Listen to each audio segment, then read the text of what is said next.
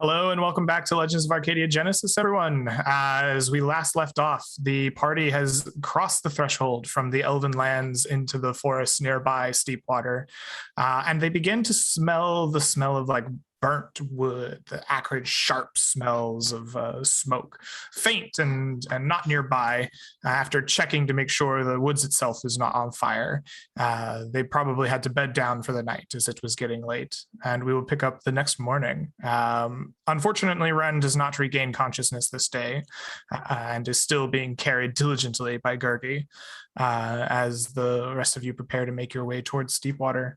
What is the journey like these last few miles through familiar forests, though nonetheless dangerous ones? What are you doing? What is the mood of the party as you make this last trek? I'm tired and I'm injured, so I'm gimped and whiny. Yeah. No one's happy though, you know. He's always happy to be around the party. Very good. Mm-hmm. All right. With that, you begin the arduous trek, making your way closer and closer to Steepwater. Gergi seems to know his way less well through this forest. In fact, probably only about as well as Rook himself does, but nonetheless can act as a decent guide. And you end up avoiding any encounters along the way. Rook will notice that Gergi does still take this kind of semi-circuitous route at breakneck pace, almost as if he himself is dodging things up ahead. But eventually you will make your way all the way to the edge of the kind of forest proper, where you should see Steepwater in full view. Instead, as you kind of break your way from the forest as the suns begin to set, you see columns of smoke rising from what was once the town and city of Steepwater. The buildings themselves scarred and burned, and just a kind of silence on the horizon as the sun sets. I'm probably going to break off at a run ahead of the party here. No one starts sprinting into the town. All right. Walking at the same pace as everyone else, finally. Belinda, no! Belinda! You break off at a sprint, rushing into town to find it in kind of disrepair. There are burn marks, whole buildings burned to the ground. Smoke still kind of rises out of some like small fires that have been like not completely put out. It seems that this has happened very recently, perhaps in the last few days. There are no people like kind of on the streets themselves, though you do see like the marks of kind of like sick and blood on the streets. Eventually you will find the Desians themselves in kind of some of the more stable places. The manor house of the Lord is full with the sick. The temple itself is not destroyed, though it is graffitied with culty kind of markings, big splashes of purples and reds with strange designs, though among them you do see the swirl of Ponos. And what you find are people maimed, injured, sick. There seems to be an illness or a poison racing among the populace here. They are crammed into the temple, the manor house, the large tavern on the edge of the coast, where you attempt to, or where there is an attempt at aid being given, though it seems that there is a tremendous amount of suffering amongst the people as you race through the town. I'm looking for Belinda. I start running between the temple. I scream her name inside the temple. If she's not there, I run to you begin screaming, rushing around, looking for Melinda. Belinda. You cannot find. I'm sorry. Belinda. Oh, is it Belinda? Yeah. I had written down Melinda. No, okay. Belinda. Unless no one forgets her name, I'm not sure. Is that the couple name for Bill and Melinda Gates? It's just a real name, isn't it, Belinda? Not anymore, it's not. You begin rushing around, trying to find Belinda. Eventually, you find other gnomes that were in residence at Steepwater. You ask them, through their kind of suffering, like the sickness racking their bodies, they tell you that they know not where Belinda is. In fact, no matter how hard you search, the hours kind of blend together. You do not find her amongst the people here. I spend the whole night. I spend the next few hours, so you might want to see what the rest of the party's doing. I run frantically, searching into the. I go to the bar where she works. I go to her house. If it's burnt down, I'm gonna like try and search through the wreckage. Absolutely. While Nomon is searching frantically for his lady love, what do the rest of you do? I'm going to go to the temple and tell them that I have an important patient that needs medical attention as soon as possible. Absolutely. The kindly mother of the temple that you have met once before, excuse me, her name is Florette. She seems stressed and overworked. The hard lines of her face are like clearly visible, and it seems she has lacked sleep. But she will take Ren in and put her amongst kind of the most wounded and most bereft of the people here, and agrees to get to work on her as best as possible. Is she like actively working, or is she taking a break at the moment? She is actively. There is more work than there are hands to do it. But if you need a moment of her time, the kind of grandmotherly woman will straighten up. I'll tell her not to stop, listen. and that I'll come back later, probably during the night, whenever she's going to be finished with work for the day. She nods and continues to it, preparing the kind of mundane healing that she can offer to most of these people. I walk with him. Okay, excellent. Rook, do you have any reaction to the kind of state that you find the town in? What is it like as you bear witness to this? I don't know. It all feels wrong. He pulls one of his silks over his mouth and tries not to breathe the air for fear of catching this plague. The graffiti. Sorry. That's all good. Fine. I just want to ask, the graffiti on the temple, does it look like the stuff that we saw in the summoning circles outside of town before? Very similar. Okay. Yes. Sorry, I didn't mean to cut you off there, Ryan. That's fine. I think in character, that's been the last couple of days. Rook's choked. Yeah, he's been overruled by the party in terms of direction they've taken. This all feels wrong. This feels like we're making the wrong choices. And so he's just... He's waiting for hopefully Ren to make a recovery. Internally, he's like, this is the worst place we can be. There's so many people. It's overcrowded. There's a plague sweeping through. Ren's going to catch the plague and she's going to die. And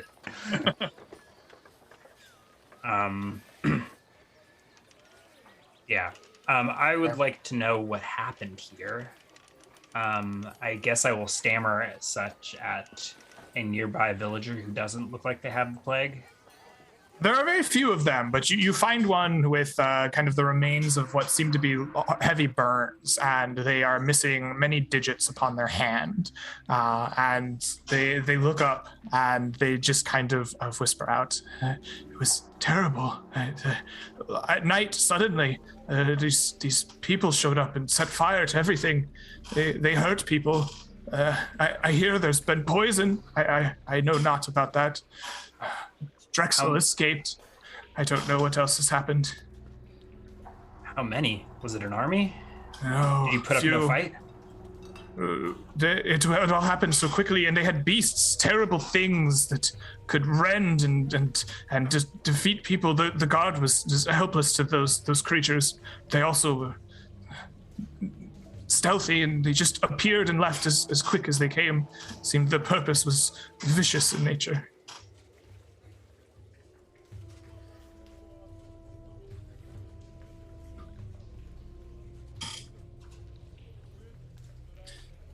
I'm sorry. If there is nothing else, I will tend to my sick brother. Okay. Yeah. So is Gurgi in town? Did he? Gurgi brought Ren in and then immediately left town back into the woods. it seems that he has an aversion to this gathering of people. As do I.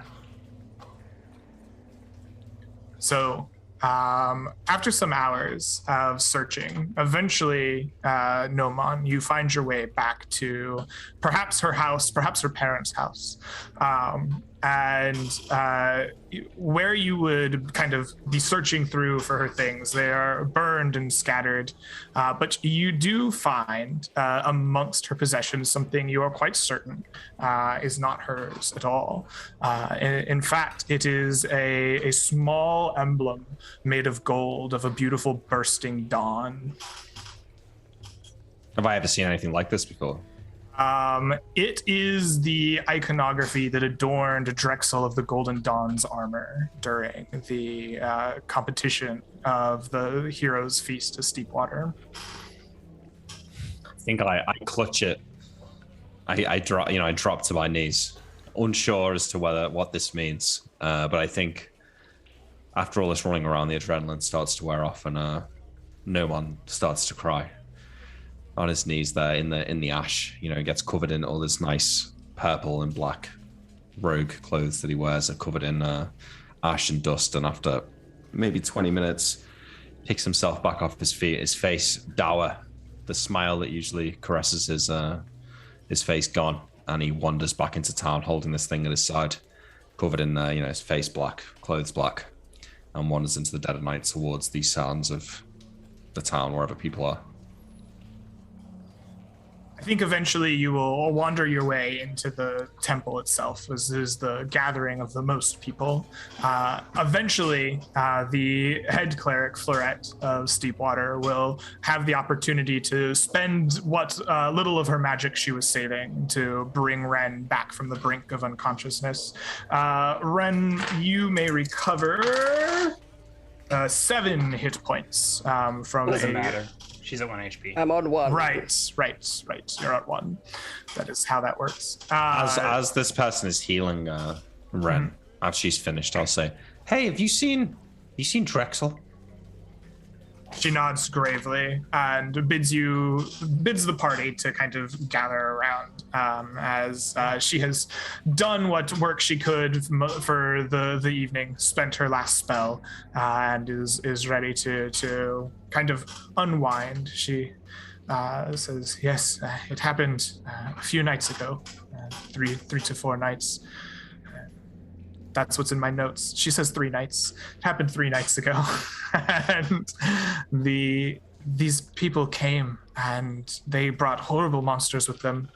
They attacked the town, setting alight to our property. They have poisoned the water. Please, if you have done so, do not drink the water from the wells. We have tried our best to cleanse them, but we know not how deep the poisoning goes. It racks the town, as you see, almost like a plague itself.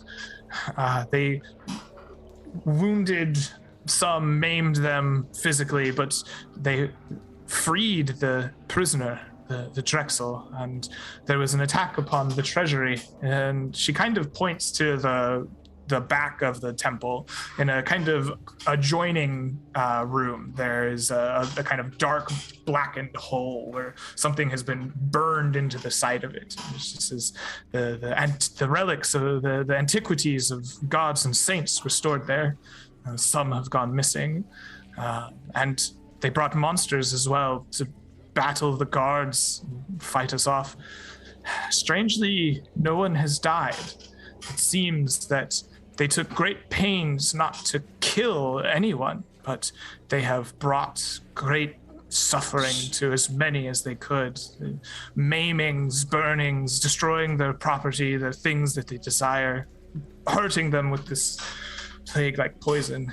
It was a horrible scene. They have succeeded. My heart is caved asunder. My love gone. The joy from the world lost. My future black as the ash that adorns the town. She nods gravely. She says, "I feel there are many in your shoes here in Steepwater. Rebuilding from this will be nigh impossible, I think." These monsters must be put to the sword. Where? You said they took Drexel? He is in league with them?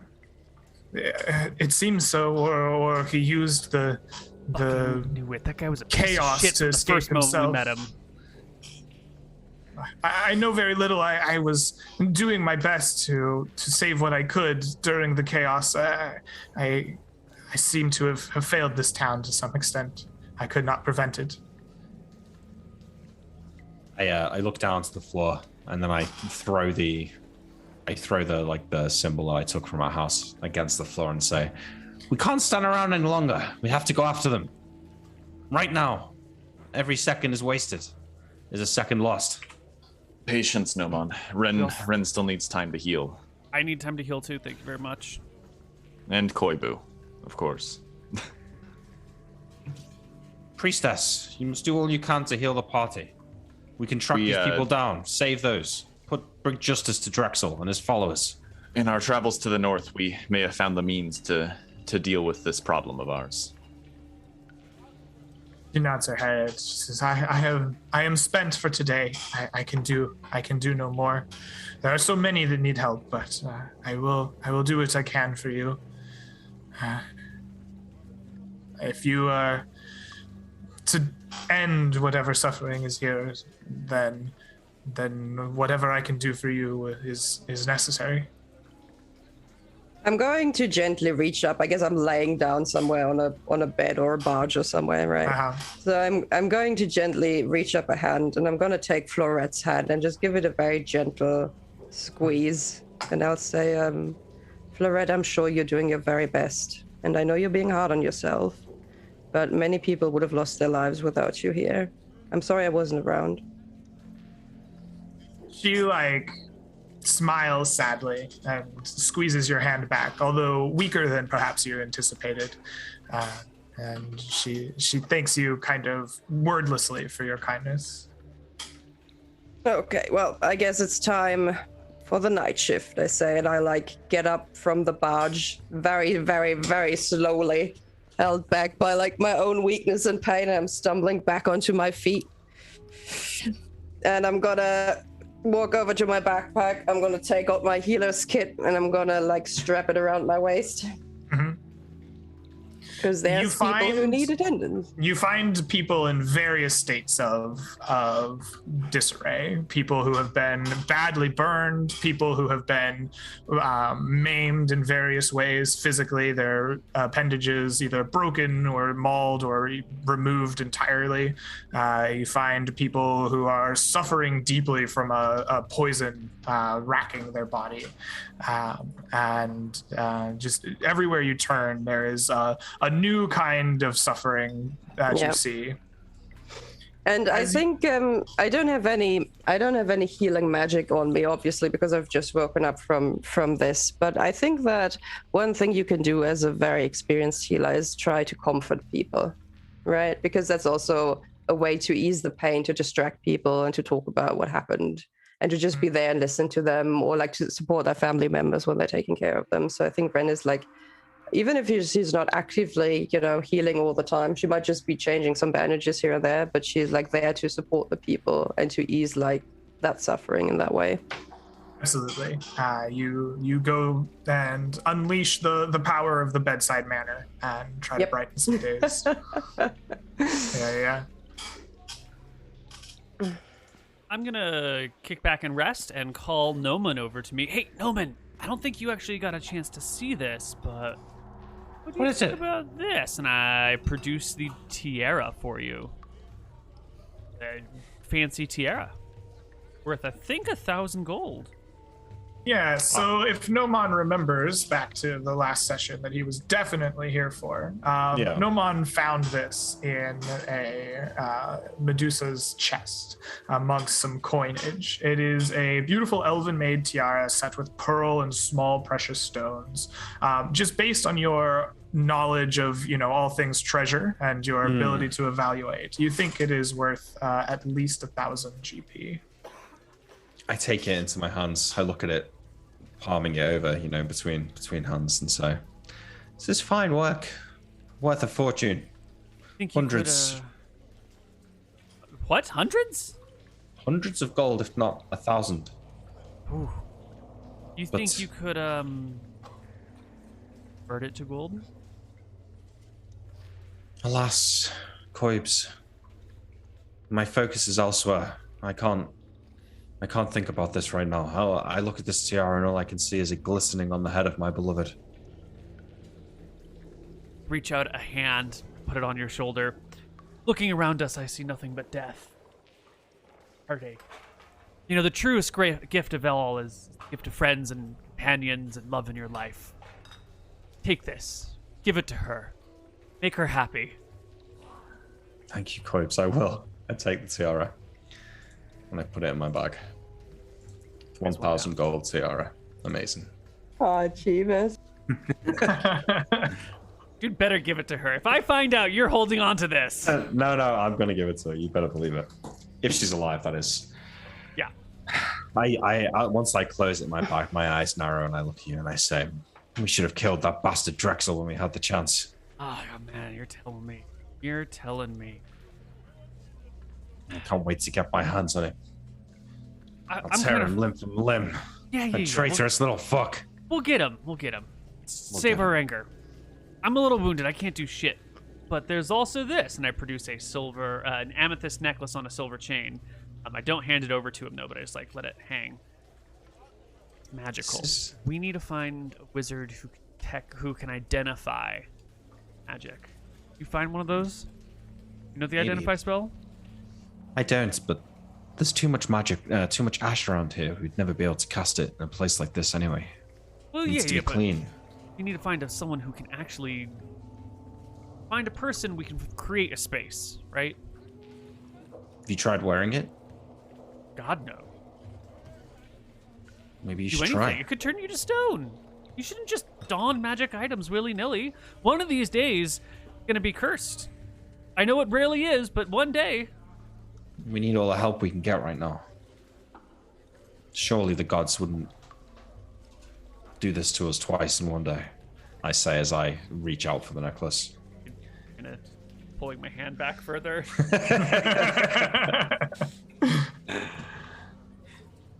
I'll flip you for it. See who wears it first. All right, well, you gave me the tiara, Koibu. You can wear it. Just someone should. Well, I'm glad that someone's here to keep an eye on me in case I turn to stone. You can go. I'll don the amethyst necklace. Koibu, as you don the necklace with the amethyst, you feel a heat rush from the amethyst stone. Nomon, you see it glow a bright light. And as the light fades, Koibu, I want you to answer me. Are your thoughts beautiful or are they ugly as you don this necklace? My thoughts are filled with fear. Fear has clouded my mind and my judgment. I think the thoughts of fear are ugly thoughts. All right. You think ugly thoughts as you don this. And Nomon, you see as the light fades from the shine of the amethyst, a large hook-nosed, boil-covered hag in a horrible cloak stands before you. Ah! What? And Koibs is gone? No, where Koibs once stood is this hag. Koibu! Oh wait, he is gone. Well, he's turned into the hag. His image is that of the hag. Yes. I draw my dagger. Stay back! Where is he? What have you done with Koibs? I hold my dagger in front of the hag. I look at my hands? Are they haggish? You look at your hands and they are gnarled and covered with pocks and dark blotches. They are withered and ugly looking. I immediately attempt to remove the necklace. Okay. You see Nomon as you press your dagger up to the hag. The withered hands pull off this amber amethyst stone, and the light flashes once again. And Koibu stands with the necklace held aloft in his hand. Cursed! I tell you, it's cursed. By holy cheese! How could something like this exist? Who would make this? I wrap it up in some cloth and shove it back in my pocket or backpack. I don't know. I think I was going to give it to Belinda. Whew. That was a close one. Yeah. I don't know what to do with this one, but we'll figure... maybe we make Drexel wear it. Maybe we staple it to his body. Amazing. Okay, well, I think I should... Nap. Yeah, I need to wash off. Did you say all the water's poisoned? The water has been cleansed to some extent. They've asked you to not drink of it for safety's sake. Okay, I'm going to try and wash off. Yeah. Why a town on the coast of an enormous lake would drink well water? Because poisoning the lake is much harder to do. Oh my god. Good question, Ryan. Okay, I do have two little things I want to do before we entirely move on. First of all, I'm going to try to find Rook. If he's not waiting around somewhere, I'm just going to assume he tried to go back to his hut. I'm wherever the party needs me. Okay. So you were like, I mean, I guess I'll ask around and see if anybody has seen the dude in the cloak with the dogs around. I think you get pointed in his direction easily enough.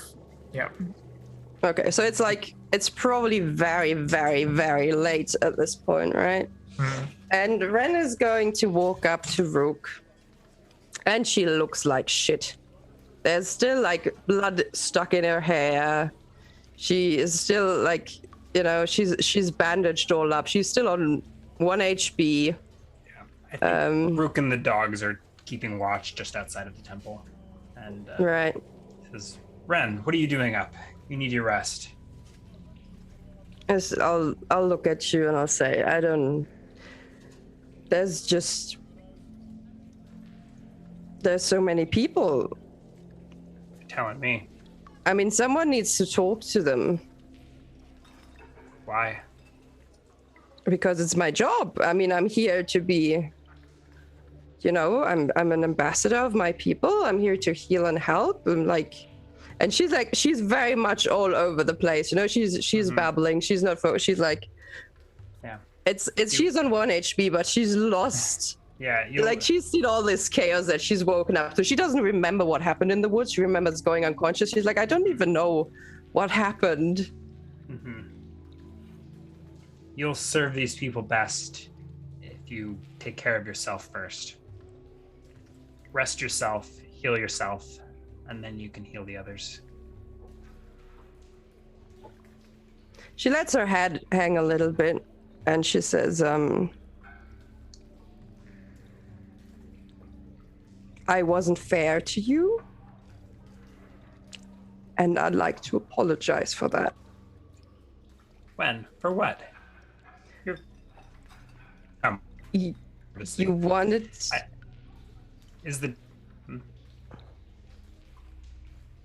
Rook stands up to go to like guide you back to the temple or something. Right. I guess I'll walk with you back to the temple while we talk. Is the temple just like overcrowded with refugees? It is essentially. It's just bursting with refugees. Not refugees. They're all folks of the town, but they have little else in way of shelter to go to. Is that where the party's staying? That is up to the party. Yeah, I mean, I think I just stayed wherever we were in the temple, I think, right? I have enough money to rent an inn room? Is there an inn rent? The 3 buildings that are mostly intact are the temple, the General's Temple, the Lord's Manor, and the inn on the coast. And I imagine that they're all doing they largely crisis. Yeah, they're not taking money right now. What you find is that they are all full of the cities and townsfolk. Yeah. Then I will buy a tent. I will pitch it somewhere in town. All right. You're hard pressed to find a merchant that will sell you a tent, but then sure I enough, sleep under a porch. I don't know. Okay, sure enough, you sleep under a porch. I'll go with Koivu, I think. Okay. Under the porch. I assume Ren was looking after the people in the temple. Mm-hmm. Mm-hmm. I guess Rook will like put an arm under hers and guide her back to a cot or wherever she was to be resting. I'll just say, I think we gotta. We need to go. Can I go to Chiz? Can you help me? We need a it's just going to be a minute. All right, instead of the cot, I will take her to the altar of Cheese. And I'm going to rummage through my backpack. I'm going to produce the velvety clothes that I put the little chest in with the double swans, right? Mm-hmm. And I'm going to say you should probably step back a little bit just in case this is a bad curse or something, and I'm going to turn into a frog. Cheese has never really smiled upon me.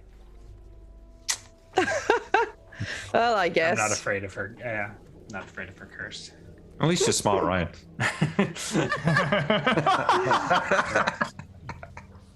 So I'm going to kneel down. I'm going to place that little chest on the velvety cloth. I'm going to place my two hands on top of the chest. And I'm going to... I guess Ren doesn't really pray because she's more of a druid and less a cleric, right? Okay. But she'll just quietly say, I know of the curse that you've placed a long, long time ago.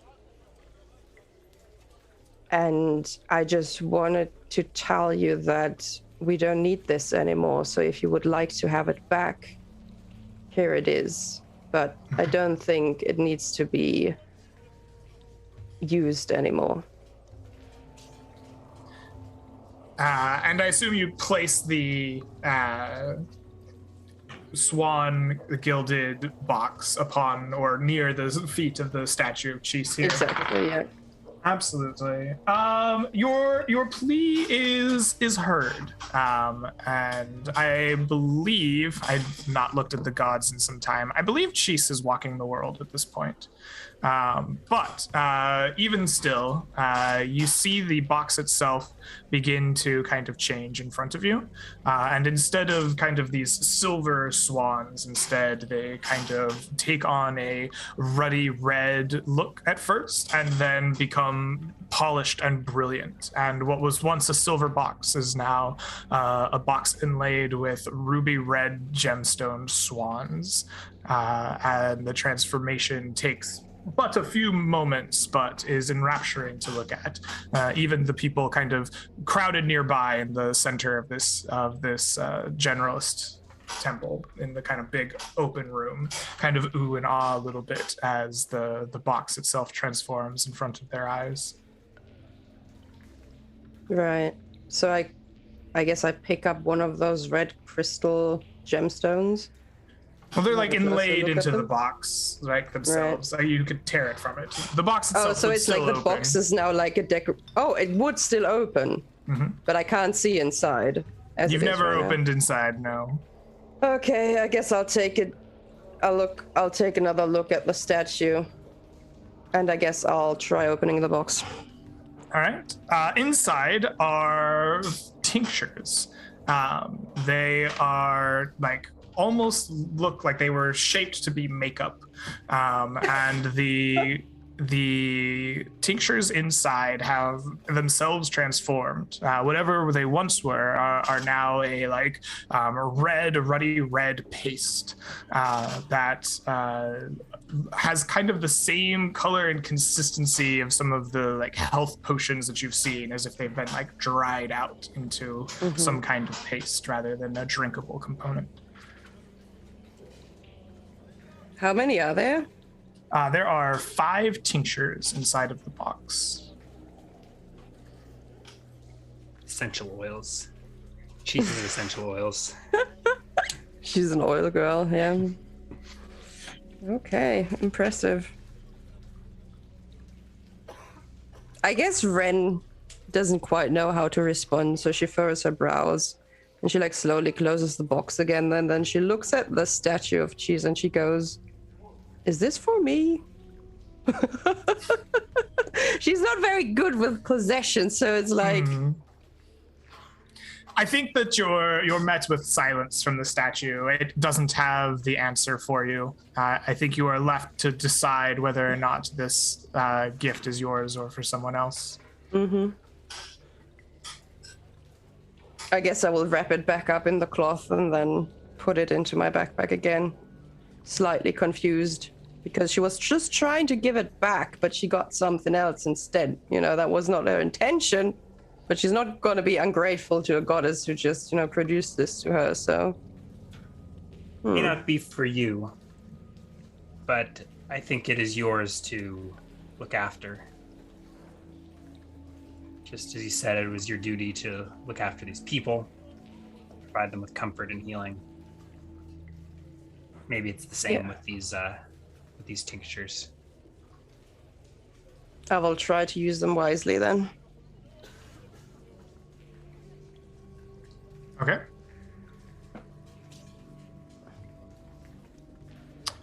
With that, I think the night will finally pass. A long and tiring one. Nomon and Koibu wake up on their makeshift shelter underneath someone's leaning porch with stiff backs, and the rest of you can kind of wake up as you do wherever you found shelter in town. It is the next day, and what do you do? What is the party's plan? I immediately wake Koibu up and want to go and seek out Ren so we can get healed, so we can head out. Yeah, let's get out of this dog shit town. Wait, good people in Drexel. I mean, the people are great, but the town at this point is, look at it. Well, yeah, seen better days. Yeah. That's for sure. Not a judgment agree on the on people. That's fine. We need to... Where do you think he's gone? I wasn't there. In fact, it was the day I met Belinda, but you went out and dealt with some of those Ponos cultists to the west, right? Well, Koibu desperately needs the rest of the party. I definitely think we need to go deal with the weird addled mist his over brain there. with all that crystal dust. You think that's where they went? Well, I don't know. Let's round everyone up. Rook will probably know. Yeah. Going about. Rub it in our faces. Yeah. Pays a lot of attention. Not to his own appearance, though. Have you smelled the man? Jesus. I have. Gnomes are naturally scatterbrained. I don't know what your excuse is, Koibu. Maybe it's too much magic dust. Hey, look, it serves a purpose. It's functional.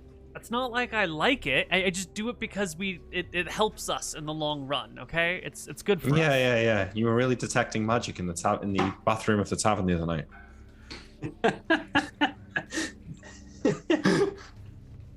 Soap looks weird. Okay, I've seen magic soap before. Okay, you just sometimes. Fine. Let's just go find the. Yeah. Let's.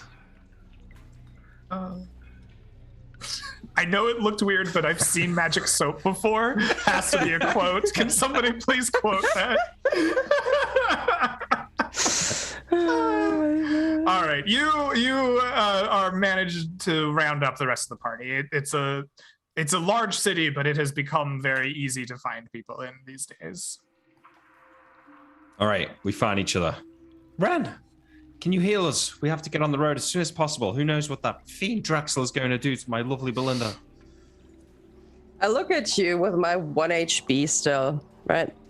Mm-hmm. I guess we're under healer care, so I would have recovered. No, I don't, because we came back last night, so I haven't recovered more than that. Yeah. I look at you with my 1 HP, and for some reason, seeing Nomon again, being just ungrateful and taking it for entirely granted that she has those healing powers, with her 1 HP, cracks Ren up so badly that she just starts laughing from the bottom of her heart, right?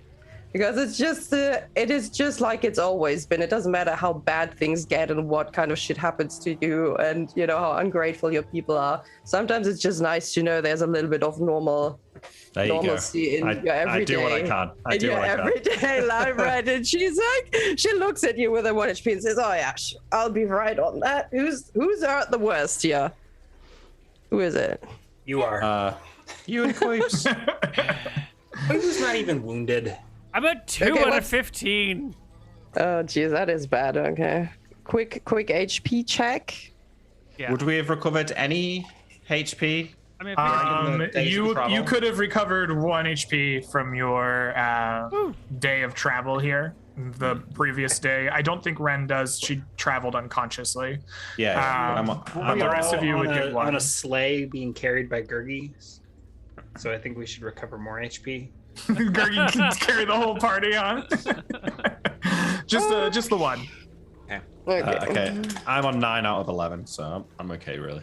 But Okay. I'm going to give 2 to Krob and then probably 2 to me. Where do I find my spells? That is. It's a D8, right? Flat D8. Oops.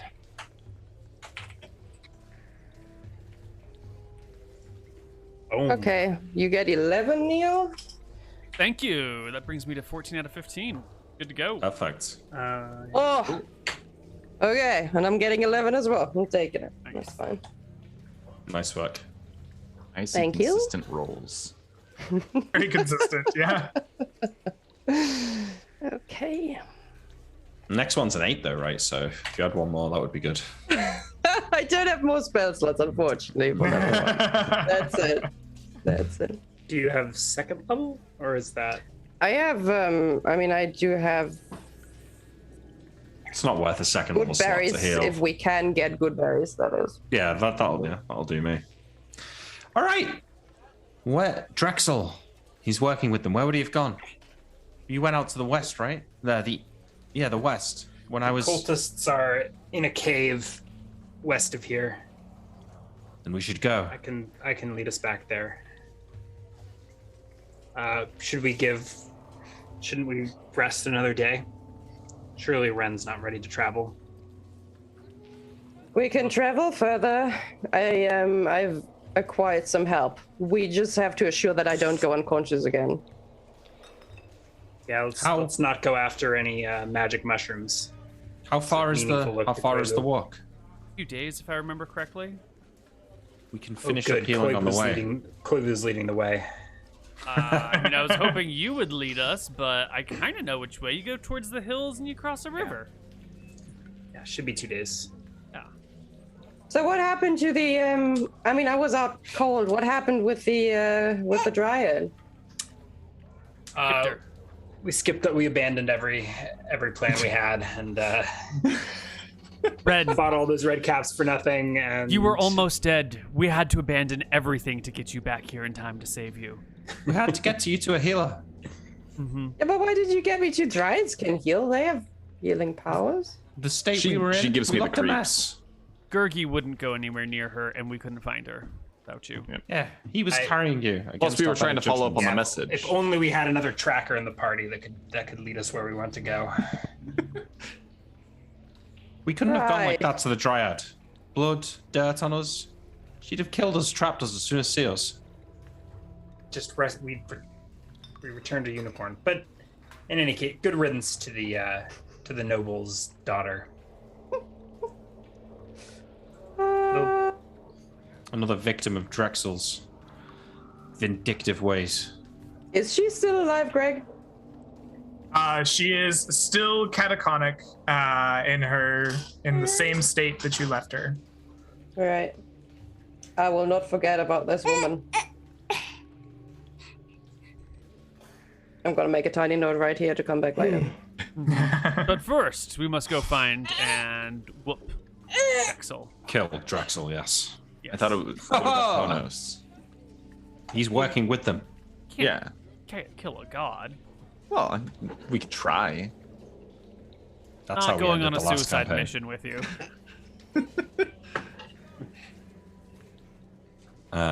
Either way, we could talk on the route. Let's go. We can't waste any more time. We should have been here days ago. We should have been here when this happened. He wouldn't have got away with it if I'd have been here. Not play woulda, coulda, shoulda.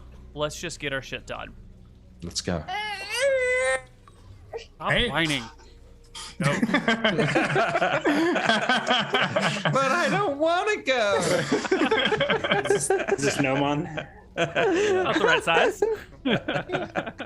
Actually, it's the right size. With Nomon properly chastised, the party sets their way off into the grasslands. I believe Rook leads the way, using his knowledge of the land and his tracking abilities to follow back the path that you came. Excellent. As you are moving through on the first day, who is it that is paying the most attention? It is 2, 3, 4. It is Hugo once more. Hugo, you are following the path here and keeping a nice eye out on the grasslands for any danger what might be approaching. And as you observe to the south of the grasslands as you make your way westward, you see up a small rise, kind of in the same vicinity that you once met a group of druids. You see 4 kind of posts in irregular interval to the south of you. Each of them, roughly, you would guess, based on the kind of distance that you're at and the shadows that they cast, about man-sized post, and they are all roughly about 250 feet or so from you as they cast their shadows. Arc! I see 4 roughly man-sized, equally spaced at intervals posts, roughly 250 feet from us. Shall we go investigate? Remember the last time we tried to investigate something off to the side of our path? We can talk to them, but let's not get caught up in this. We've got a plan here. I trust your opinion on this one, Rook. Not Rook, Hugo. If we see mushrooms, we turn around. All right. You make your way up this kind of rise, and as you approach, it becomes quickly clear that on these posts hang the bodies of 4 druids. They are stripped of their robes, and their bodies are cut and lacerated in many places. At first, seemingly random, but as you approach, it becomes obvious to you that when taken, the 4 of them together, they are almost like one art piece. The random slashes forming a swirl, a spiral, if you will, from one body to the next, circling around and around. As you approach, it becomes clear that these are not dead bodies. In fact, they still breathe slightly, hanging there with their blood dripping upon the grasslands in front of you. They're alive. Root quickly forgets his reluctance and rushes forth. Mm-hmm. I think I start backing away, like disgusted by this. Yeah. I'll help. I'll help get him down from the posts. I'll approach as well. I want to check first whether we can safely take him down, or taking them down from the post is actually going to kill them. I want to have a look first at that. Yeah, are they bound or like nailed? They are bound with Be careful. Thick cord. This could be some dark magic. I searched the area for traps and ambushes. All right, give me a. You have a.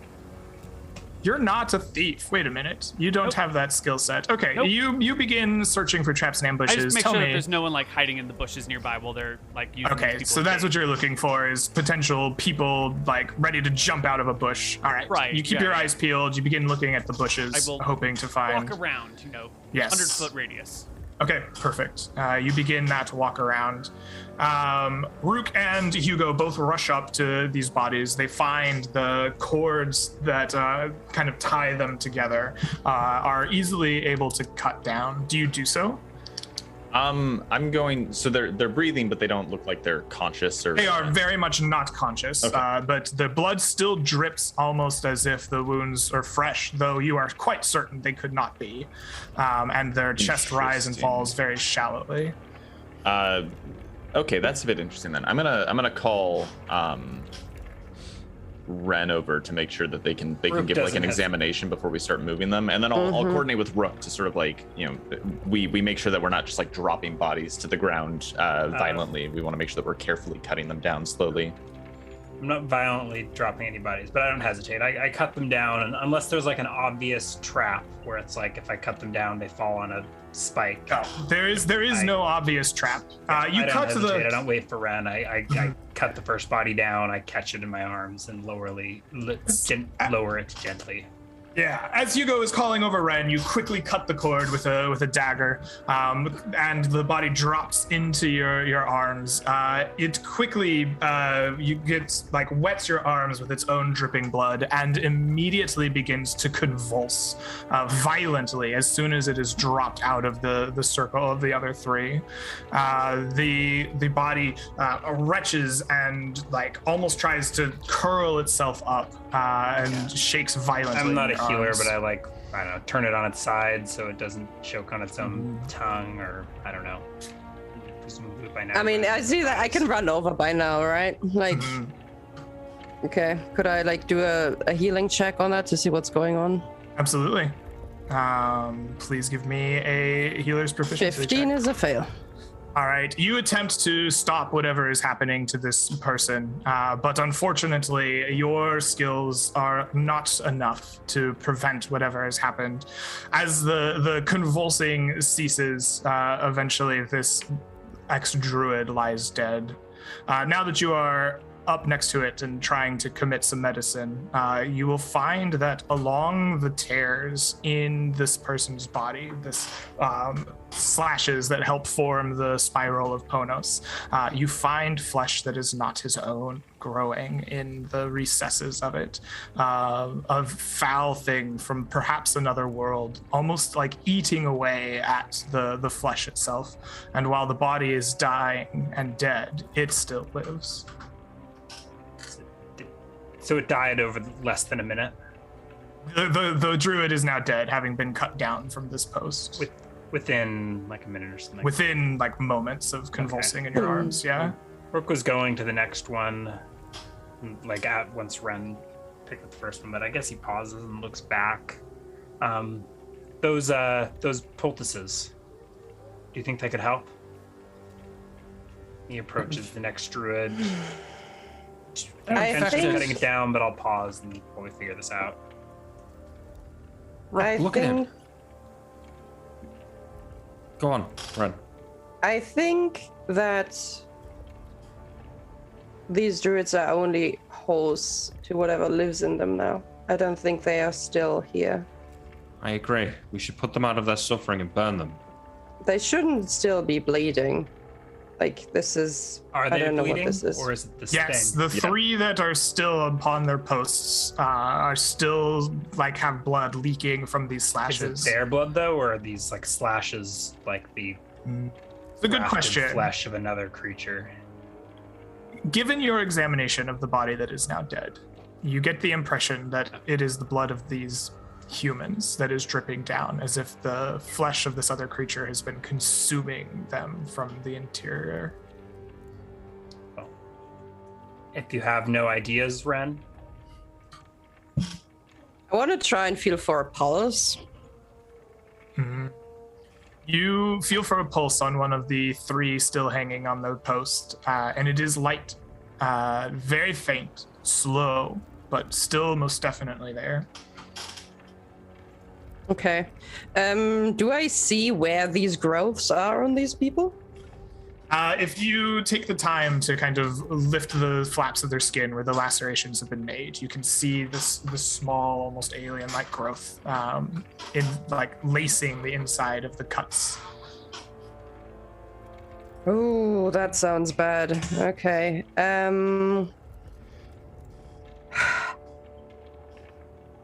Well,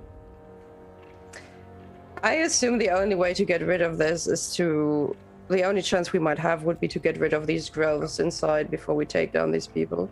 How far outside of town are we? You have been traveling for about 3/4 of a day, about the same place that you met these druids on your travel back from the mists the first time. We don't have time for this. We don't have time to take them back to town. These men are sun's already low in dead. the sky. We need to stop somewhere and rest. These druids saved our lives once before. Whatever that is growing in that man, it's not safe. We can't take them back to the town. We can't leave them here. We should end their suffering. That's what Ponas wants. He wants them to suffer. If we take their lives peacefully, it will be a blow to him. Unless you can do something about this infection, Ren, I'm inclined to agree with Noman. Would you like to try, Ren? Okay, we'll try at least.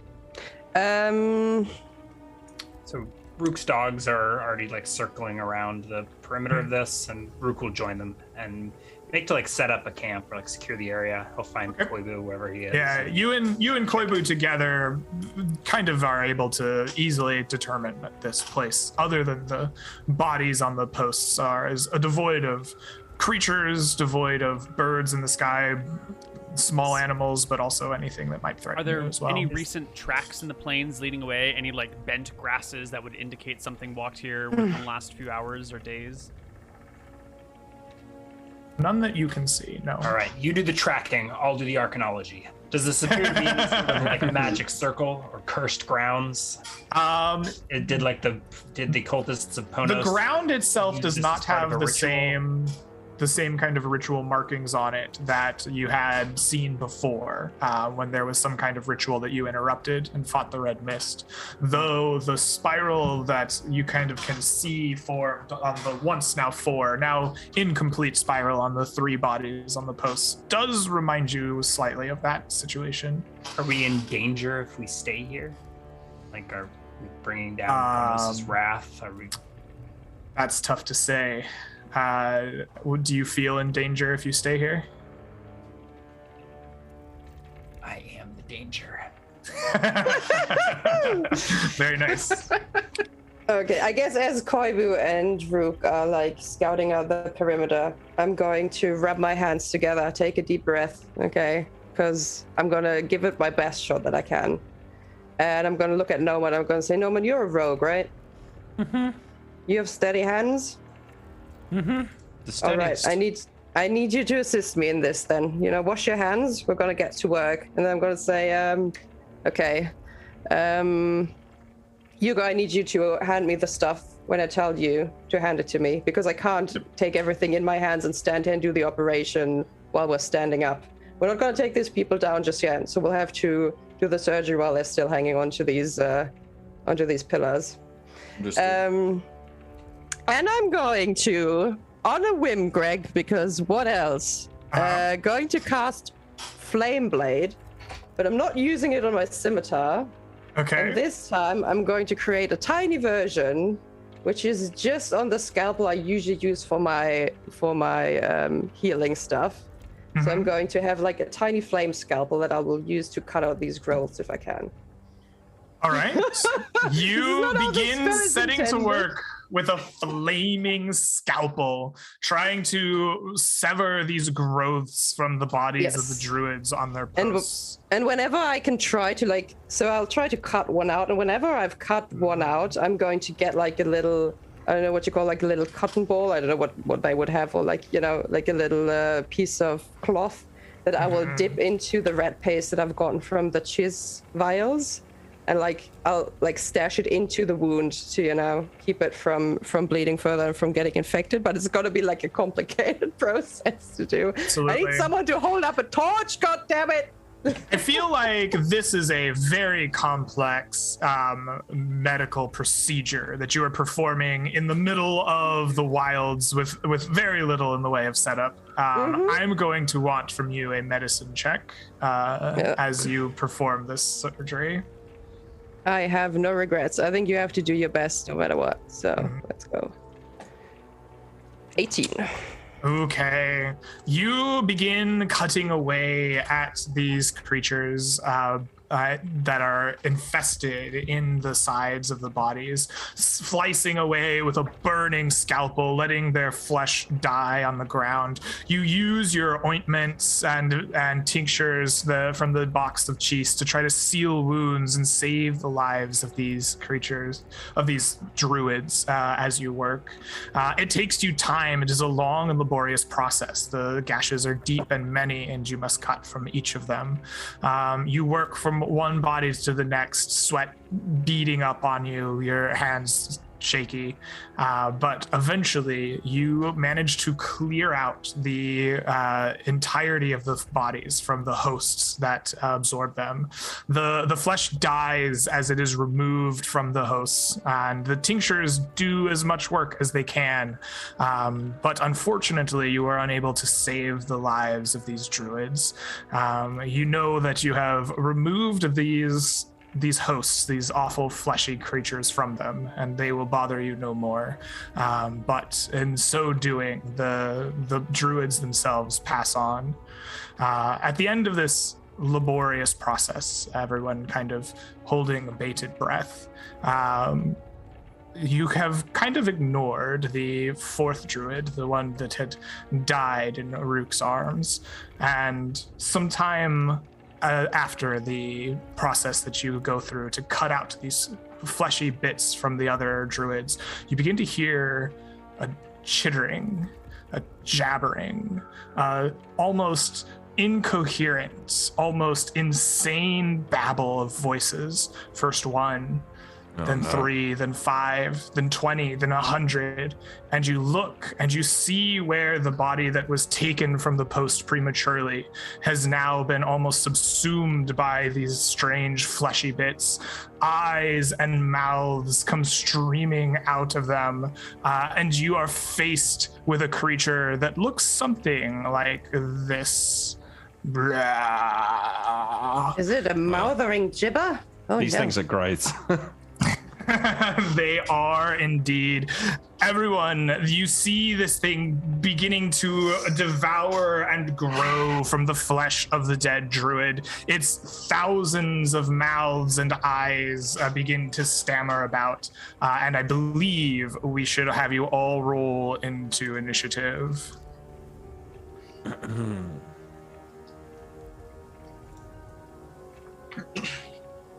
I don't know where my token is. All right. This is a 14. A 14. There we go. Got it in. 1, 2, 3, 4. 1, 2, I 3, genuinely 4. don't know where my token is. It should be in the group of 5, right next to Steepwater. I can see it now. Thank you. Excellent. Wait, Rolling. I'm changing my action. I realized this is not the silent spell that I thought it was. Okay. Yeah. What do you mean? It's a custom silent spell. It's for like making a door or something not creak, as opposed to like as opposed to casting silence. Yeah. Wait, why? How did you accidentally get Koibu's silent spell? No, I think because I'm trying to be a rogue, like a wizard thief. It makes sense to have this kind of spell. I was It does make sense for a thief. All right, so I'll let you re-roll your initiative. It's fine. No, I don't need to re-roll. I'm just changing the action. You're just changing the action. It's the same speed. Perfect. Yeah.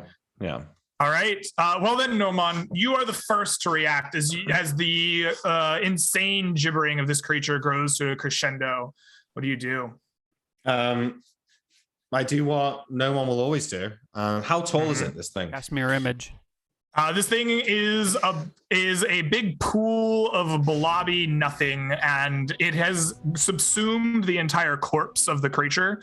If it were to rise itself all the way to full height, it would be the same size as the druid. All right. I mean, yeah, I cast mirror image.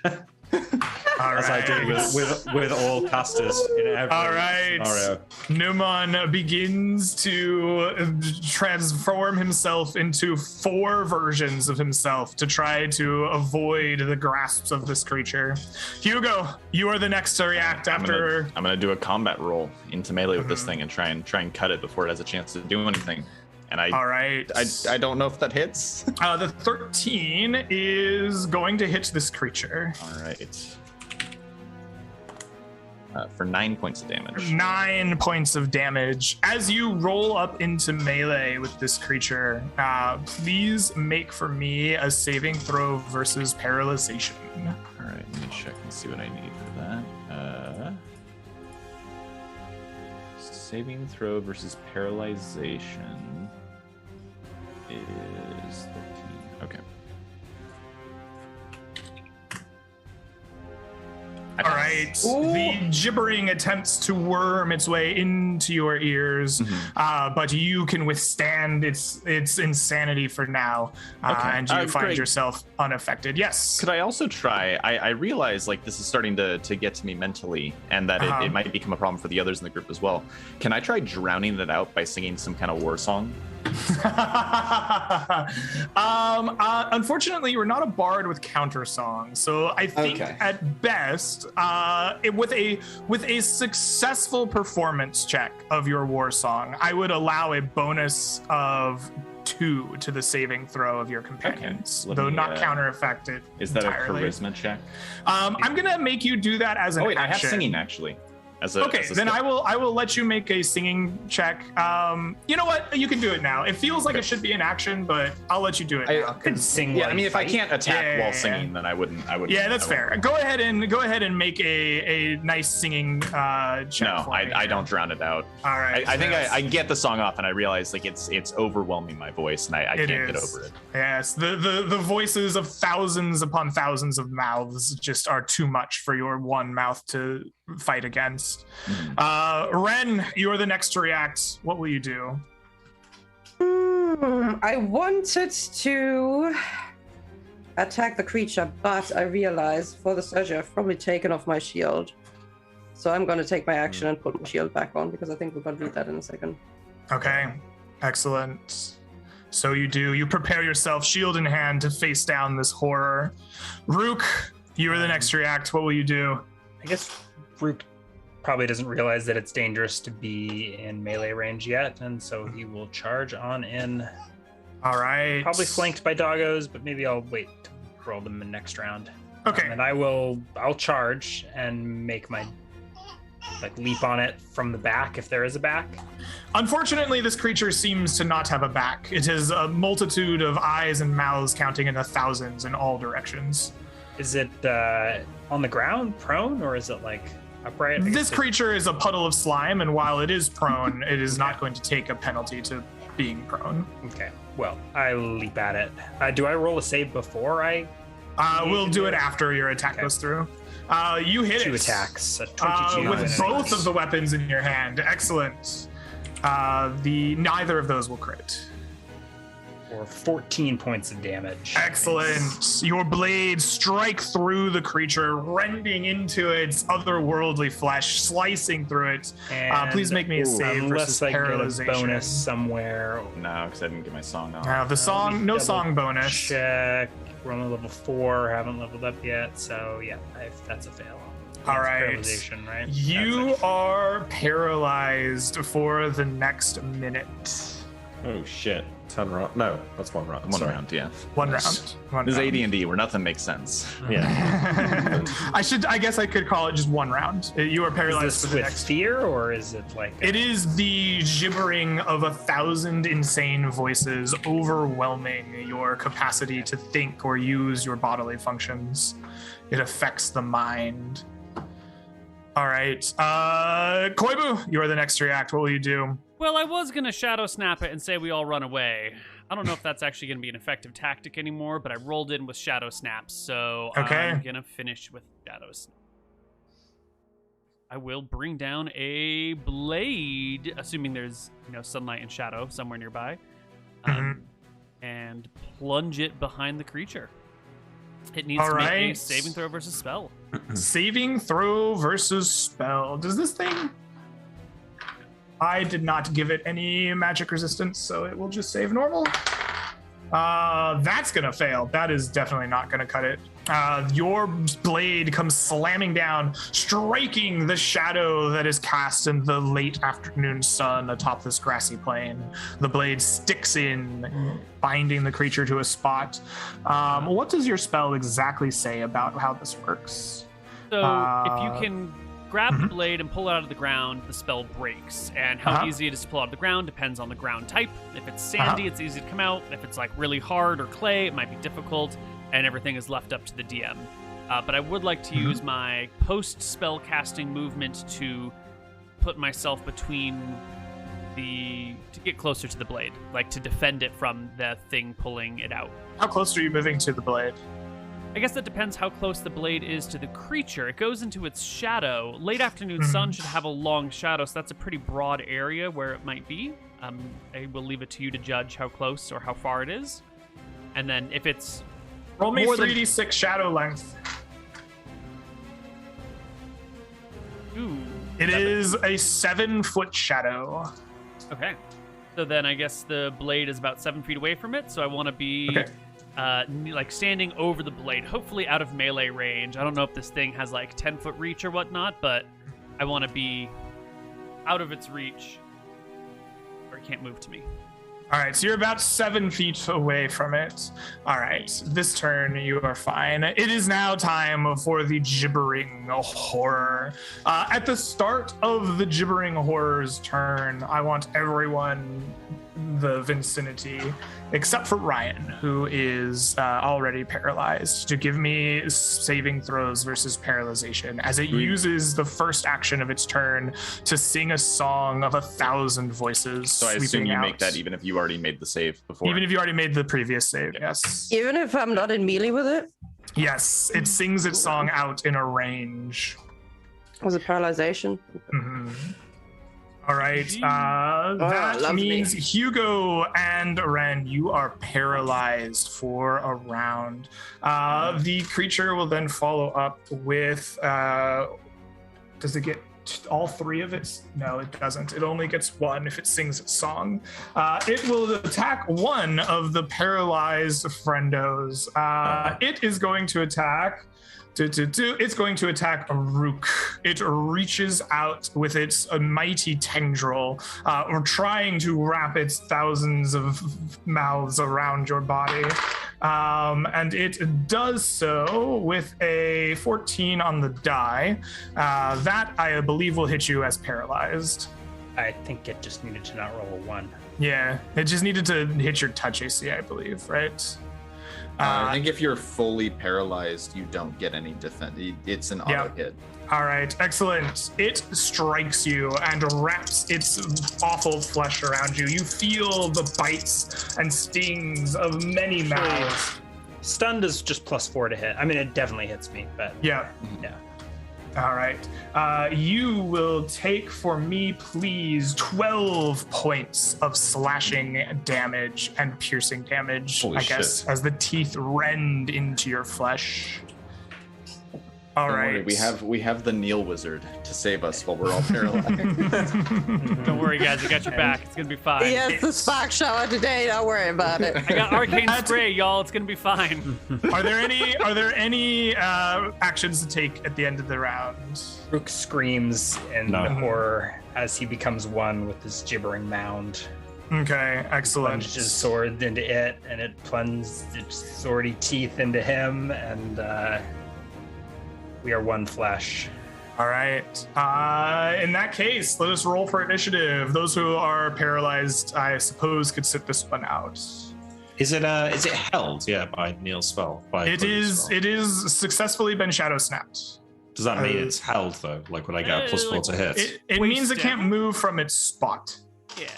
Is how I understand Neal's spell to work. I think that usually gives like a penalty of 2 to its AC, but that's for like a person with legs. This is like a fleshy, quivering mass, so I have no idea.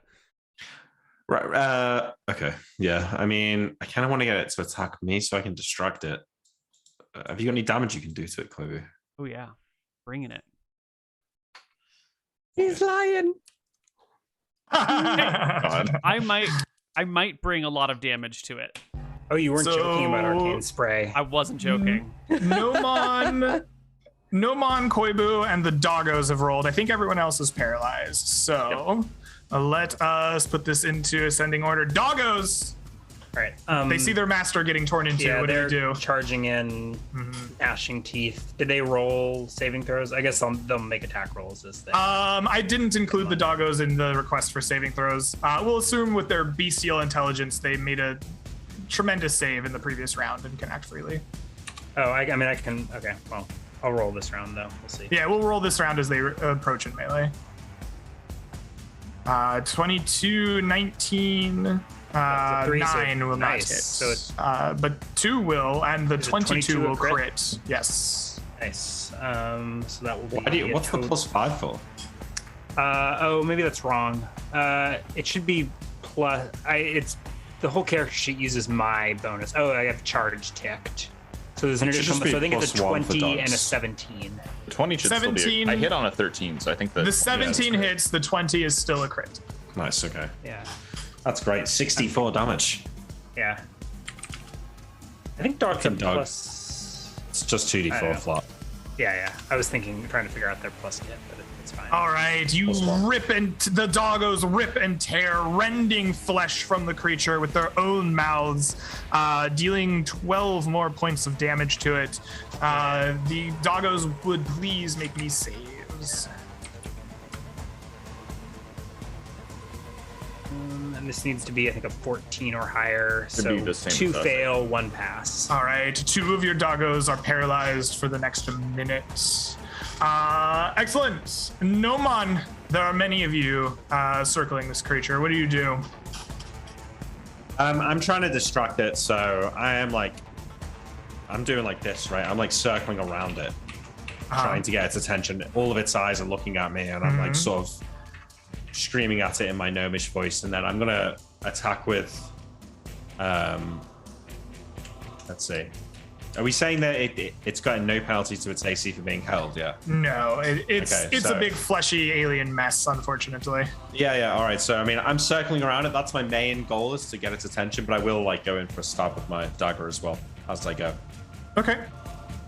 With the 17. With a 17, so I'll give you an option. On a 17, you can either deal damage to it, or you can draw the ire of the creature, forego damage, but you will guarantee its attacks at you. Yeah, okay. Okay. You stab at the creature, drawing the ire of it. You see the multitudes of eyes begin to swim your direction. You are certain that it hunts you. Okay. Excellent. Hugo is paralyzed. Ren is paralyzed. Koibu. I'm going to open up with the arcane spray. And it's either going to win the battle or be completely useless. So we both make rolls, because I invoke magic words, and spraying forth from my hand are 20 miniature golden missiles. If the target of the attack fails a saving throw, they take the amount of damage equal to the difference between their failed save and what the number would be needed to succeed, indicating that the number of miniature magic missiles that struck the target. So, for example, and it uses a modified save. So I roll d20 plus my int plus my level, and it rolls a d20 plus its level plus its dex, probably. Suggested. Could be something else. It's just a suggestion. Sometimes dex is not always appropriate, yeah. So this is a damaging spell based on a forced roll. You can't move. And you set the save for this, right, Neal? Like you're basically rolling an opposed save. Okay. I've comboed Shadow Snap and Okay. Arcane Spray. What did we say? Did we say that it had like half of its dex or something because it was restrained or something? Something like that, yeah. Okay. So sure. So half of its dex versus your roll, and it gets a level modifier. Gets its. Yes. Oh shit! Holy shit! Is it its level or is it twice its level? I think. I thought it was twice its level. It says level. It's just regular level. Okay. All right, hold on. I have to check my hit dice. dice. Yeah, it's gonna check its hit dice.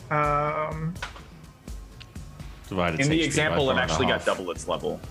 You have the Hobgoblin Warlord rolled a d20 plus 18 due to 12 dex and 3rd level. Oh, okay. So it would get. So it's double the level. Thank you. Twice its Thank you. level. Yes. So twice its hit die. Okay, plus- so it's gonna get 5 dex because half of its dex is 5, and then it's gonna get twice its level.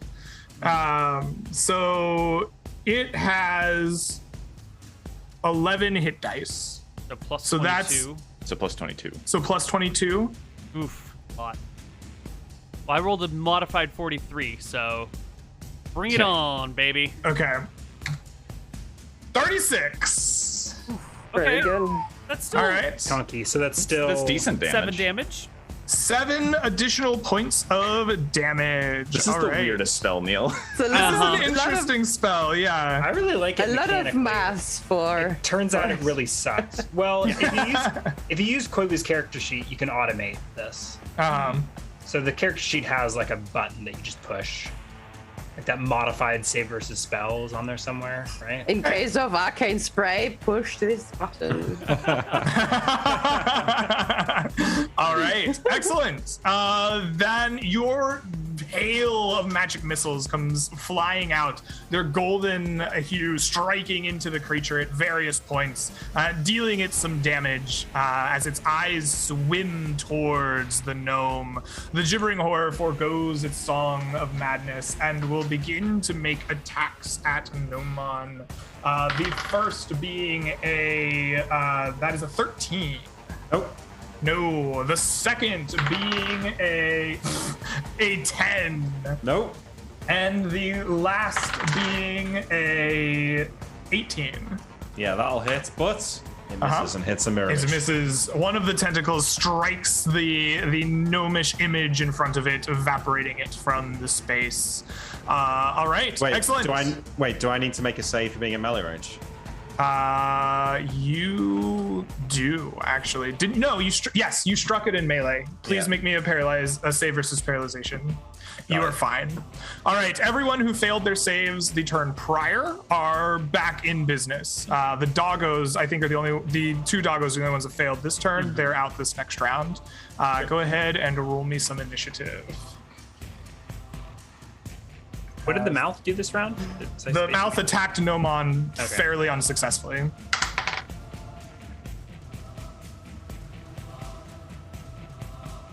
Does it only gets 1 attack? It gets 3 attacks with its tentacles, or it gets to sing its song of madness and make 1 attack. I dodged them all. Nice. 1, 2, 3, 4. I feel like I'm missing one. Hugo, Rook, Ren, Gnomon, Koibu. Yeah, it's me. Koibu. Yeah. Okay. I have no spells. Time to do swords. All right. Spells are so really useless. I guess to get it out of the way now. So would the paralyzing aspect of the song break the 1-2 tempo for like bonus attacks? Yes. Yes, it would. So it's Yes, it 1 attack would. per round, effectively. Okay. All right. That brings us to Gnomon. You're the first to react. What do you do? All right. I see my party waking up. I'm going to do the same thing. I'm going to try and attack it and just draw its attention, not doing any damage, but just looping around it with an 18 to hit. All right, the 18 hits. So I think I've maybe like tracked down its like main eye, and I can see its main eye following me, and I want to make sure that it's always on me. If it ever like looks away, I'm going to like jab towards it so that it looks back at me. All right, excellent. You forego your damage to make sure that this beast is focused upon you. Excellent. Ren, you see Gnomon poking at this creature, making sure to get its attention as you awake from your paralysis. Your mind clears. What do you do? I would like to charge the Mouthering Gibber if I can. Right, because you were far away. Yep. Yes. Okay. With my scimitar drawn, let's see. That's a +2 to it, right? Absolutely. Ooh, 12. That might not be enough. 12 will miss. I figured. So I have -2 AC now. All right. -1 AC. -1? -1. Hugo, Ren charged. Oh, Ren, you charged into melee with the creature. Oh, Please got make a me a saving saving throw. throw versus paralyzation. Melee. Ooh, All right, excellent. Hugo, you awake from your paralyzation. Your mind clears in melee. What do you do? Well, it's shuffled like a foot or two away, so I need to do another combat roll, and then I attack it again. All right. I miss with the 9. Oh, you're and then here's the slashed. save. Please do. Pass. You succeed. Excellent. Rook. Let me make my save as well, Greg. Did you not? I thought you already did. Not this turn. No, okay. Noman, you become paralyzed. But your images all seize up together. Rook, what do you do? Swords. Swords, 19 excellent. should hit 19 hits, absolutely. for 2 points of For damage. 2 points of damage. And I fail again. I like wrench my swords out of it. One of dealing 2 points of damage. Are you not dual wielding? Where's your second attack? They were both. The other one was a attacks 10. Long. One Oh, was I 10, see. The 10's up 19. there. Okay, perfect. Yeah. And I stagger back and fall to my knees and begin screaming of the horror. Excellent. With that, it is the horror's turn. The horror will lash out at these images, as even though you are paralyzed, it is enraged by your poking. The first will definitely hit, so give me a roll to see about images. Does a paralyzed Yes. image have any AC? No, the paralyzed image is getting rocked if it rolls it, I think. I'm basically rolling for a natural one here, or like a really low roll. The first tentacle strikes an image, gets rid of it. The second is a 16 on the die, that's gonna hit something. Yep. Yeah, that one hits me. That hits you. Please take for me dice. 8 points of damage. All right. I'm danger zone here with this All last hit. right. The final tentacle lashes out towards you. Okay, that's a 2 on the die, so we should probably figure out if it hits you or not. You are paralyzed. That should just be a +4 to hit. Okay, so it's a +4 to hit. So it's a +6 from its attack bonus. So it's an 8 + 4 is 12 to hit. I don't know, I guess have. my AC should be just 10 unless you want to count armor. I think your AC is essentially a touch AC. Yeah. See, it's probably penalty of 4 and then no dex. But you get You're no paralyzed. dex for your touch AC. And 'cause you're my armor spell will have been cancelled by the last attack. Mm-hmm. So I've lost the 4 AC from armor as well. So that definitely hits. All right. Does it hit you or does it hit the last image? It hits me. Oh, It hits you. Please take for me 10 points of damage. Oh my god. Oh, minus How 9. bad is it? Minus How bad is 9. it? We're gonna lose no money. Yeah. Oh, Jesus! Oh jeez, Rick. I don't feel too good, corpse. Oibu, it is your turn after the gibberer slashes down your gnomish friend. What do you do? I had drawn my sword and I was preparing to run into the creature. I see the gnome go down.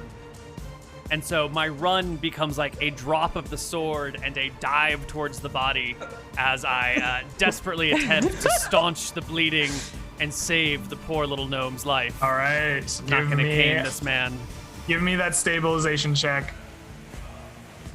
Yes. Barely passed. You succeed! You crouch over him, presenting your back to the creature to mend the wounds of Noman in front of you, stabilizing him at 1 HP. You can't take this one, All right, lords! stabilizing at 0 HP, excuse me. Is that so?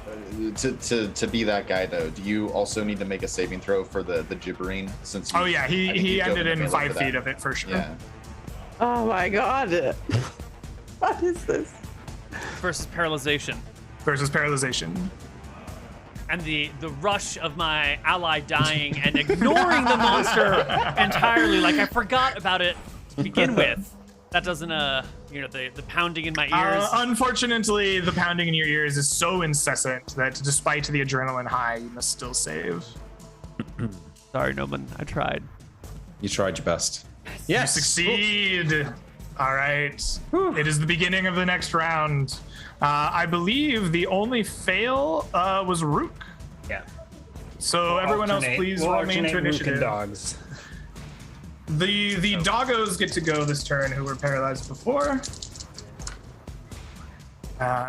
This thing just cannot catch a break on its initiative, I'll tell you what. Hey, I'm happy with that. Hugo, Doggos, Ren, Koibu, I'm missing you. Yeah, I'm trying to think of creative things, and I don't know if it's gonna work. So we're gonna try it, and y'all think are gonna about how hate well me for it. all the other creative moves have worked out. Yeah, Alright. I mean, they worked. Noman is unconscious and bleeding out. Or no, he's stable. He's stable. He's stable. minus Koibu, what do you do?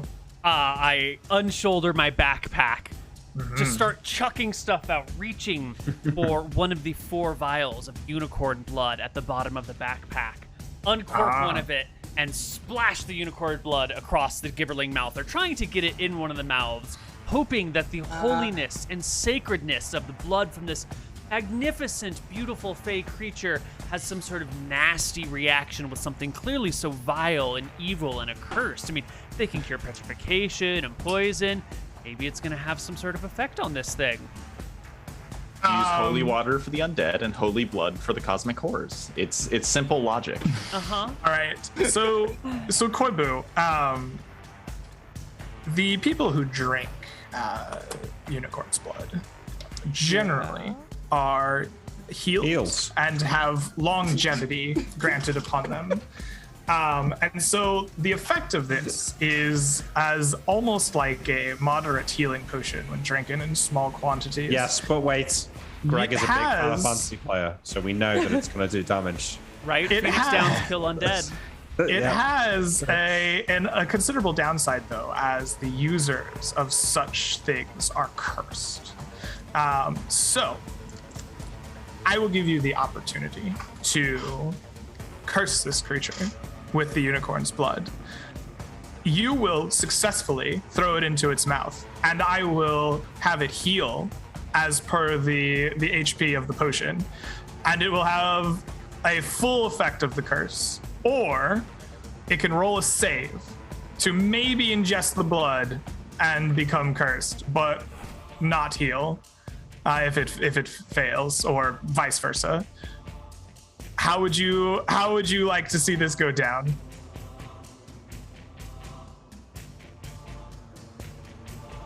Take the healing. Take the healing. All right, Koibu, please roll for me 44 plus 4 HP for this creature. Double healing? Yeah, it's a good potion. All right, it regains 14 HP. That was perfectly average. 4, 3, 2, 1 plus 4. I like it. The potion invigorates the creature, but it becomes cursed. You can see the creature's like skin turn a different kind of putrefied. It becomes grayer, and the gibbering becomes perhaps even more insane, if that's possible, than it was before. The creature has now been cursed by the unicorn, although it is much healthier. Hugo. We were the next to respond after this curse has been laid upon it. What do you do? I think I did it, Hugo. I fight the cursed unicorn horror with the swing from my sword, which I miss at the 12. You hit. Oh, I hit. Okay, perfect. You hit this time. Oh, that's right, because the curse is gonna. All right, so it's gonna take 9 points of damage. We're working down that HP. You're working down the heal that it's acquired. Excellent. You slice into the creature, your sword leaving a track amongst its rotting, putrid flesh. Oh, and let me give you the save since Please give me the save. Koibu, you pass? are also within melee. Please give me that save as well. Hugo, you are still unaffected. Koibu, you fall into the trance of the thousands of mouths. Rook, you are paralyzed, but your doggos are not. The dog pack attacks. The dog pack attacks. So what is their bonus to hit? +1. So the 17, 18 should hit. The 18 definitely hits, yep. for 6 points of 6 damage. points of damage. All right. We've undone Koibu's horror, and You've undone the healing upon the creature. Yes. let me roll some saves. Please do. Need to be greater than 14. 2 passes. All right. Only one doggo out of action. Very Does this nice. thing start growing spikes in like a grotesque perversion of what's supposed to be a unicorn horn? Maybe it would over time, but not yet. Ren, what do you do as you see these doggos rending at the flesh of this now cursed horror? I will join them in trying to stab that creature, I guess. All right.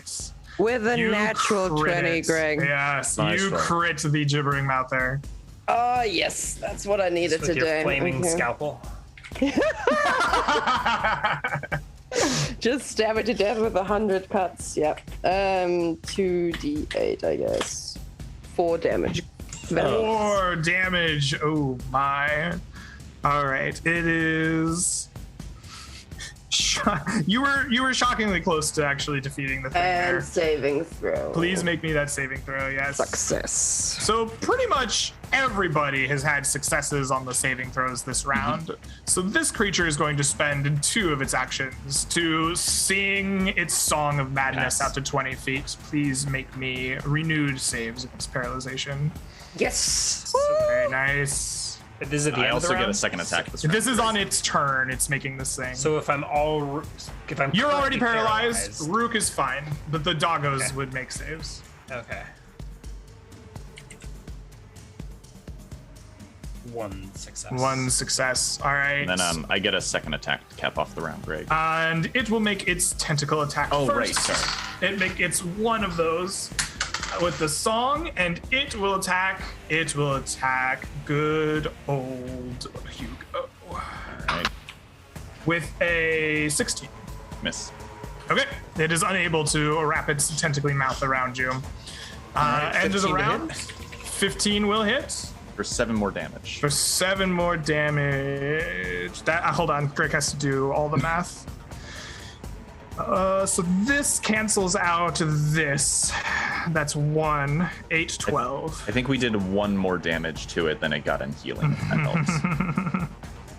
14, 21, 35, 47, 50, 56. It is exactly 1 more than you needed. The creature falls silent, its thousands of mouths slopping into a mush on the ground around you. Eventually, its alien flesh kind of melts away into this soppy, gross pile of viscera upon the ground. We had a torch lit for the surgeries, right? I'm gonna go grab Why that not? torch and just start burning this gibbering corpse. Absolutely. You set this this pile of wet viscera on fire and burn it away to ash, never to be seen again. Let's burn all the corpses while we're at it. Just Probably the right call. do a The enormous other ones are flame still fire. predominantly human, though, right? So I think we're gonna need to get some extra firewood to make them burn.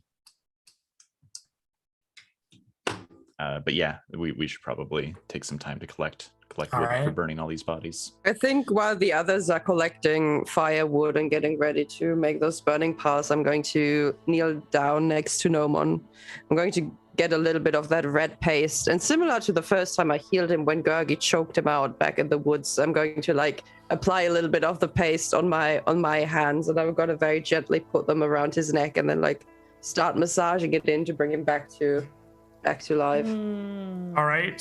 With a second use of your 5 tinctures, you give the touch of life back to Nomon. Nomon, your magical healing recovers you back to 1 HP. Amazing. Is it dead? It's gone. What was that thing? Something that I'm not doesn't belong in entirely this sure. world. It seemed like it was growing in the wounds of those druids. These cultists. Maybe it was done by a weapon.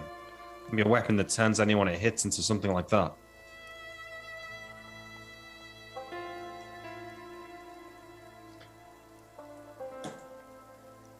I don't know how it works. This is all beyond any of my understanding and any of my skills or capabilities. All the more reason to see this task done. But I'm weak, wounded. We should probably rest.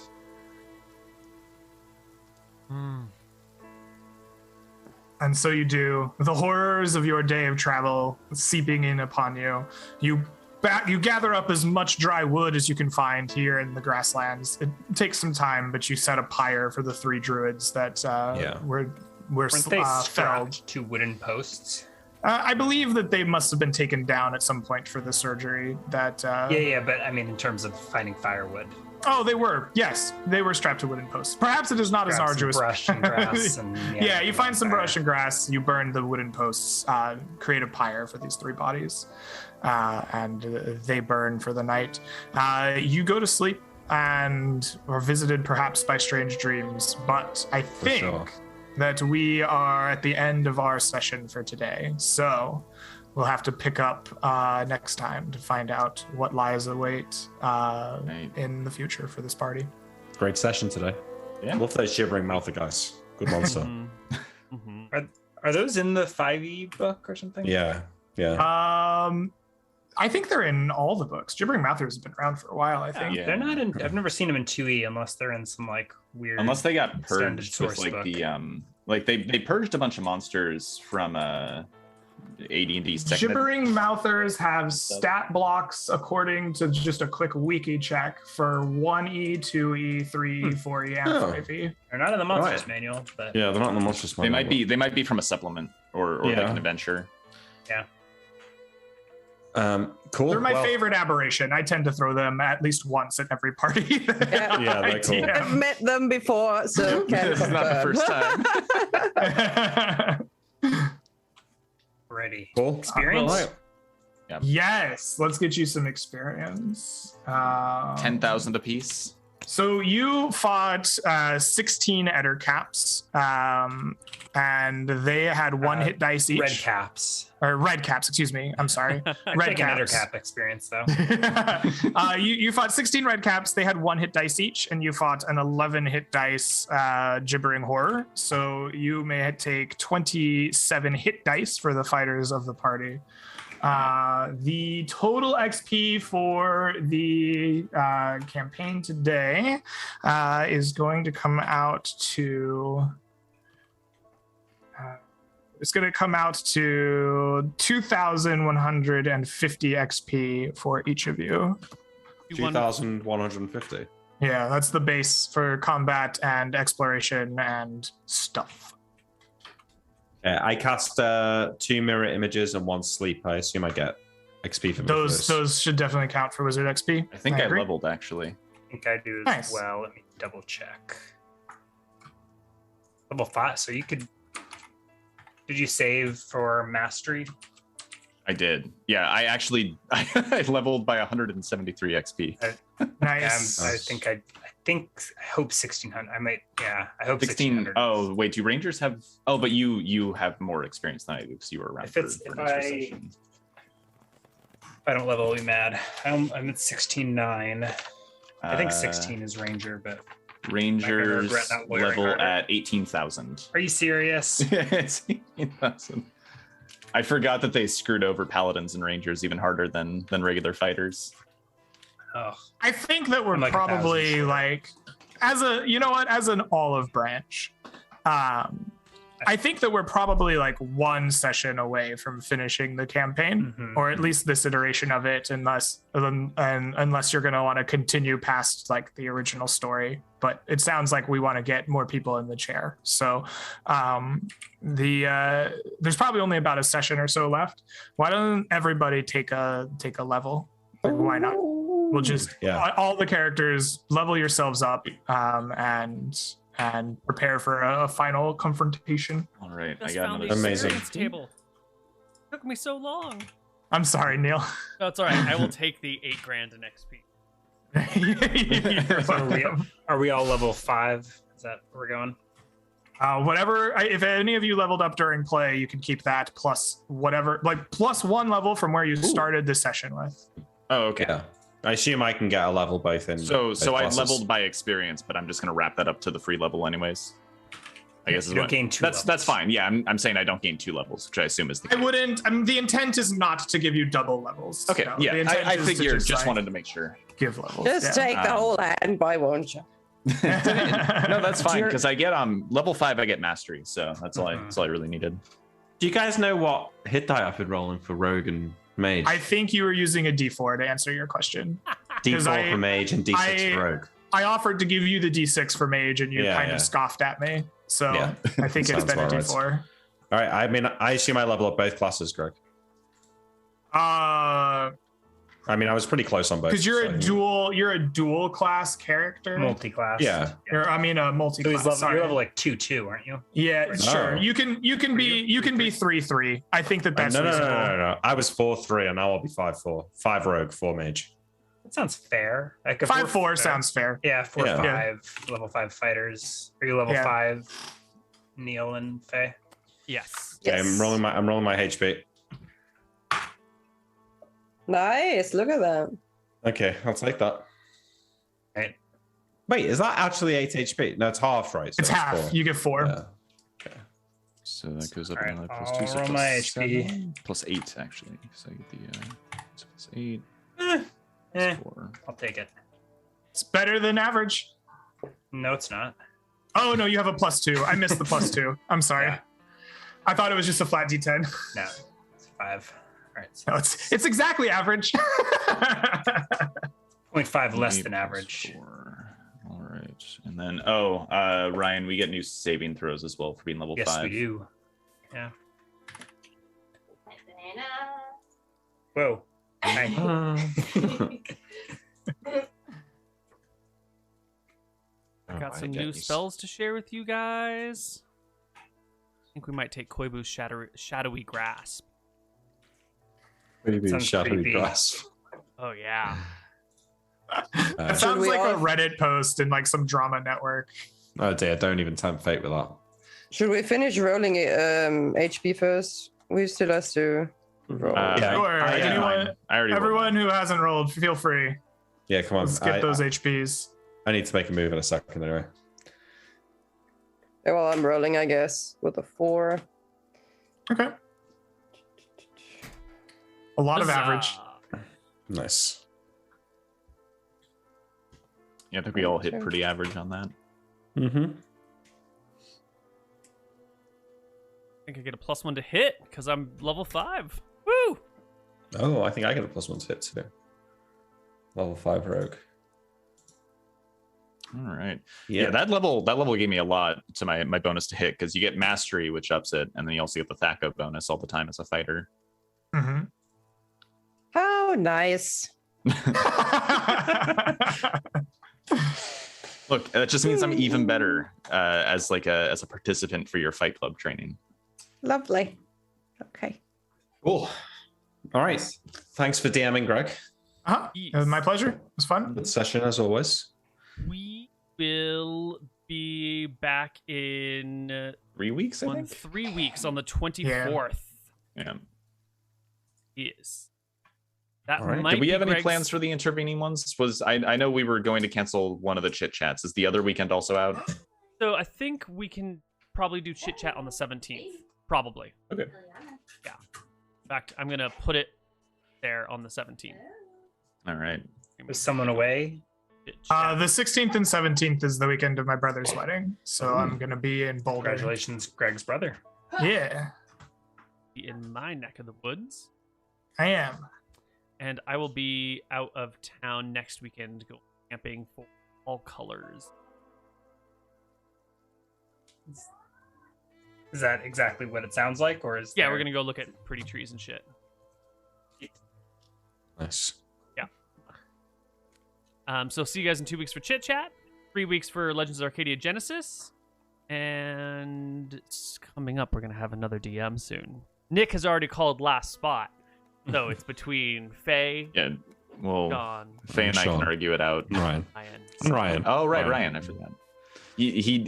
He's already a part-time GM, so I hadn't even thought about it. Yeah. But we'll find All out right. next time. See you guys later. Bye-bye, everyone. Bye-bye. Bye.